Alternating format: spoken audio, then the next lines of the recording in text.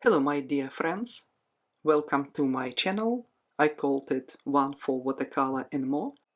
My name is Oksana and today I will show you watercolor from Germany, Schmincke Horadam Aquarell. I have a little history with this brand. Couple years ago I got maybe like 16 tubes on Amazon. And I didn't like the paint. I didn't have good experience with it. My swatches didn't look good. They dried with a lot of spots and the color looked dull. But on the other hand, all reviews of Schmincke on YouTube are so good. And it looked like everybody loved Schmincke. And I could not understand why my swatches didn't look good. So here we go. 2 years later, I've decided to give Schmincke another try, and this time I bought this little gorgeous, beautiful, tiny whiskey palette, and this time I didn't trust Amazon, and instead I went to Jerry's Artarama online store, and I found this palette with the paint in the wells, ready to go, just need to be unwrapped. There is a metal holder that needs to be taken out, and then wells will come out too.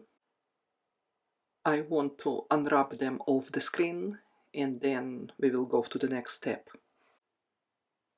List of the colors are on a screen, and I will leave them there through the entire video.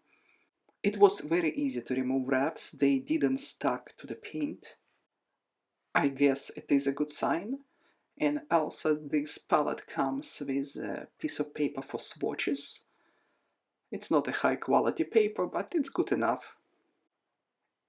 As for the palette itself, I mean the box itself, I'm a little disappointed with it. As you see that the flap that opens is not holding. When the palette is fully open, I expect the lid and the rest of the palette with the paint be in a straight line. The point of deep wells is to have wet paint, and if it will be always running out of the palette, how are you going to use it? And the wells for the paint are kind of fitting loose. When I tilt this palette a little bit more, most of the paints fell off. This type of palettes are designed for plein air, so all those details are very important. Now, in terms of loose wells, it's possible to solve, maybe a little glue, maybe some other way, but to solve the lid issue is more complicated. Somebody can say that it's not really a big deal, just hold it with your fingers, let's say, when you paint, or glue something somewhere on the side. Yeah, I will see how I will find the solution. I'll come up, of course, with some kind of idea. But I have to tell you that I have a lot of palettes, and I have some palettes that are very cheap. We're talking about $7 to $10 in a similar style, and they do not have this issue. So I would really think that expensive brand should put more effort into design. Okay, now to the most important part of the palette is the paint and the colors. And my impression of the first color is fantastic. It was lemon yellow. I can tell you right away that it is a good quality paint. I know it because you need very little water to activate the paint.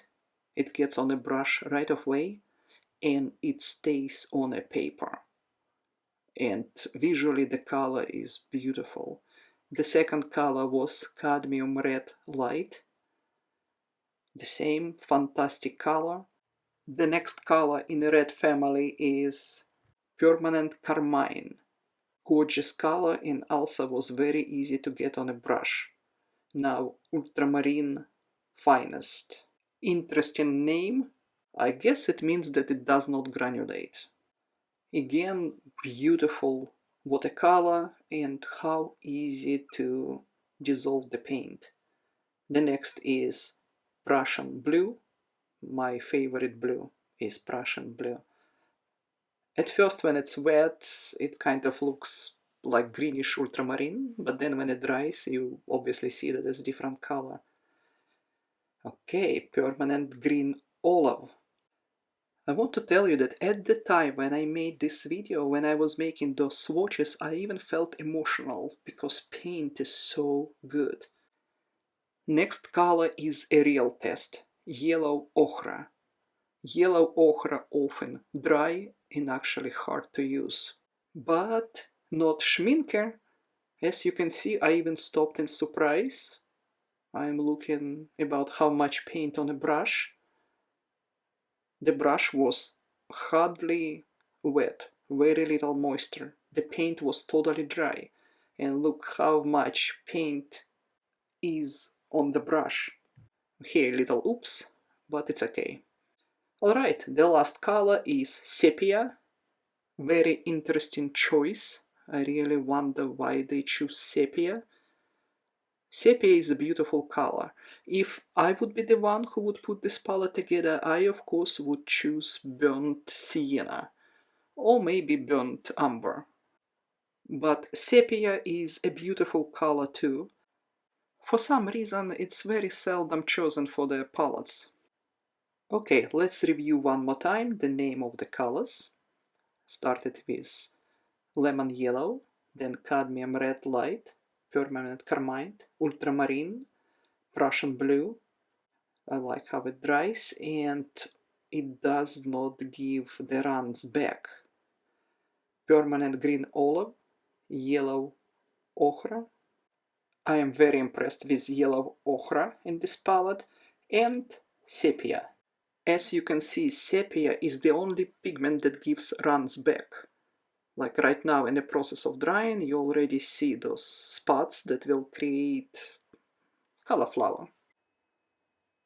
I am very impressed with the paint, but I am disappointed about the lid issue. The palette has a ring on the bottom that helps to hold it, and I am thinking that maybe they designed this palette for specific finger. So I'm trying now to fit in that ring in every finger to see if it makes any sense, if it's any easier to hold it. And honestly, so far, nothing works. Literally nothing works. There is no way to hold this palette in a hand that the lid issue would be solved naturally. So when I go to plein air, my kind of natural, usual way to hold palettes is when the paint is closer to me and the deep wells with the water and paint pointed away from me towards the paper. It's just easier to use when you just grab what's in a well on a brush and write onto the paper. Okay, I think it's time to finish this video. It was my honest review. I am very pleased with the paint. I am very pleased with general look of this palette. It is very light and it's still durable.